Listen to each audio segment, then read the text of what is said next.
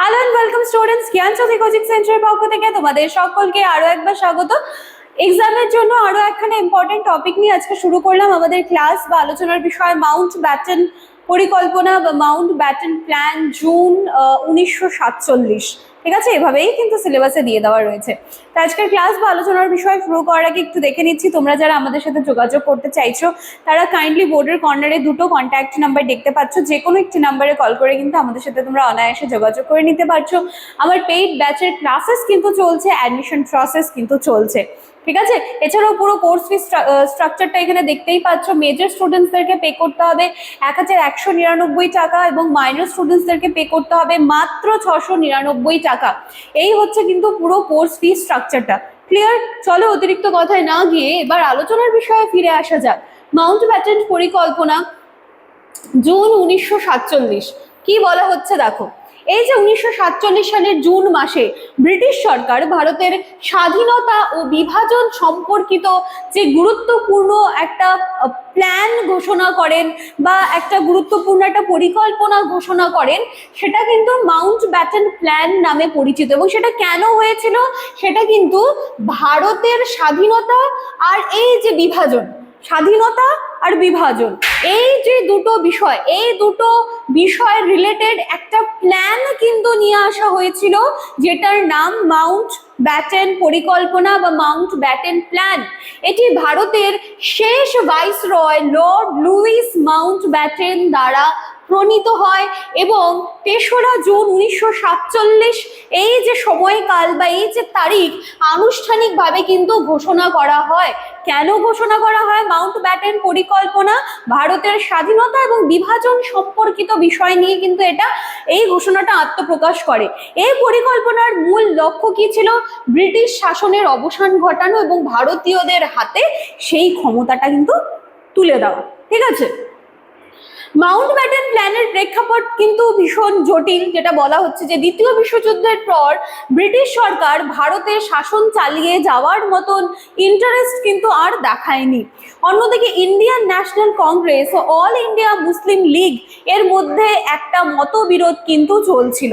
ঠিক আছে, একদিকে আমরা দেখলাম যে দ্বিতীয় বিশ্বযুদ্ধের পর ব্রিটিশ সরকার ভারতে যে শাসন চালিয়ে যাবে সেই ইচ্ছেটা তাদের আস্তে আস্তে কমে যাচ্ছিল, এবং অপরদিকে ইন্ডিয়ান ন্যাশনাল কংগ্রেস আইএনসি এবং অল ইন্ডিয়া মুসলিম লীগ এই দুজনের মধ্যে কিন্তু একটা তীব্র মতবিরোধ চলছিল।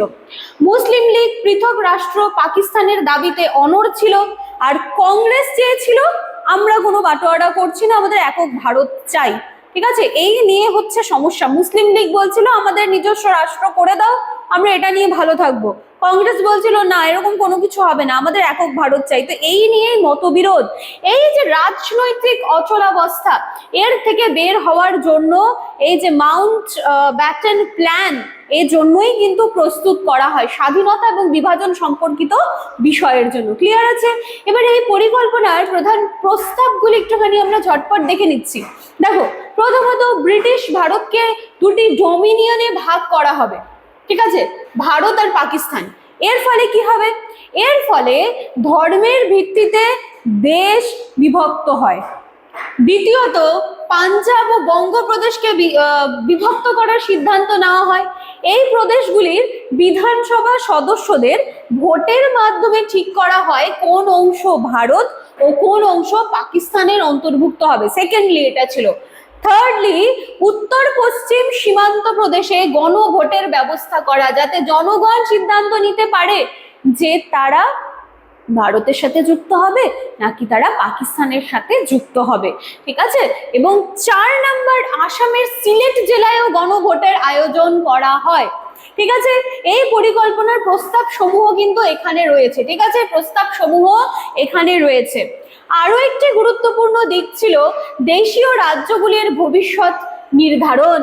মাউন্ট ব্যাটেন প্ল্যান অনুযায়ী এই যে রাজ্যগুলি ভারত বা পাকিস্তানের যে কোনো একটিতে যোগ দিতে পারবে, তাই তো? এছাড়া ক্ষমতা হস্তান্তরের যে নির্দিষ্ট সময়সীমা, সেটাও কিন্তু নির্ধারণের একটা বিষয় ছিল। সেটা নির্ধারণ করা হয় 1848 সালের জুনের মধ্যে ক্ষমতা হস্তান্তরের কথা বলা হলেও পরে কিন্তু সেটাকে অনেকটা এক্সপ্যান্ড করা হয়, সেটা কিন্তু 15ই আগস্ট 1947 করে নিয়ে যাওয়া হয় এই সময়টাকে, ঠিক আছে। এই পরিকল্পনার ফলাফলে কিন্তু ভারত স্বাধীনতা লাভ করে, একই সঙ্গে দেশ ভাগ যে হয়নি সেটাও কিন্তু না, দেশ ভাগও কিন্তু হয়েছিল। ভারত ও পাকিস্তান দুটো নতুন স্বাধীন রাষ্ট্রের জন্ম হয়। এর ফলে ব্যাপক দাঙ্গা, সহিংসতা, শরণার্থী সমস্যার সৃষ্টি, সমস্ত কিছু কিন্তু হয়, যেটা ভারতীয় উপমহাদেশের ইতিহাসে একটা অবশ্যই একটা কি বলবো যে একটা দুঃখজনক একটা অধ্যায় ছিল সেই সময়। যে স্বাধীনতা তো ভারত পেল, কিন্তু তারপরেও সেখান থেকে দেখলাম যে বাটোয়ারা হয়ে গেল, এবং হঠাৎ করে যখন এই জিনিসটা আসে তখন কিন্তু এই যে কি বলবো যে একটা দাঙ্গা, ঠিক আছে, একটা সহিংসতা, বা এই যে একটা নতুন জায়গায় গিয়ে সেই সমস্ত শরণ নেওয়া, আশ্রয় নেওয়া, এটা একটা অনেক বড় একটা সমস্যা সেই সময় দেখতে পাওয়া যায়। তো মোটের উপর আমরা বলতে পারি যে মাউন্ট ব্যাটেন প্ল্যান কিন্তু ভারতের স্বাধীনতা অর্জনের একটা গুরুত্বপূর্ণ পদক্ষেপ, তবে এটি একই সঙ্গে দেশ ভাগের যে পথ সেটাকে অনেকটা কিন্তু প্রশস্ত করে, যার সামাজিক এবং রাজনৈতিক প্রভাব কিন্তু যথেষ্ট সুদূর প্রসারী ছিল, ঠিক আছে। তো মাউন্ট ব্যাটেন পরিকল্পনা নিয়ে এটাই ছিল আজকে আমার আলোচনার বিষয়, একটু ভালো করে দেখবে। আর কিছু না হলো মাউন্ট ব্যাটেন পরিকল্পনা কি এলেই মাথায় যেন তোমাদের স্ট্রাইক করে যে ভারতের স্বাধীনতা এবং এই যে বিভাজন সম্পর্কিত একটা পরিকল্পনা নিয়ে আসা হয়েছিল, যা কিন্তু মাউন্ট ব্যাটেন পরিকল্পনা নামে পরিচিত, ঠিক আছে।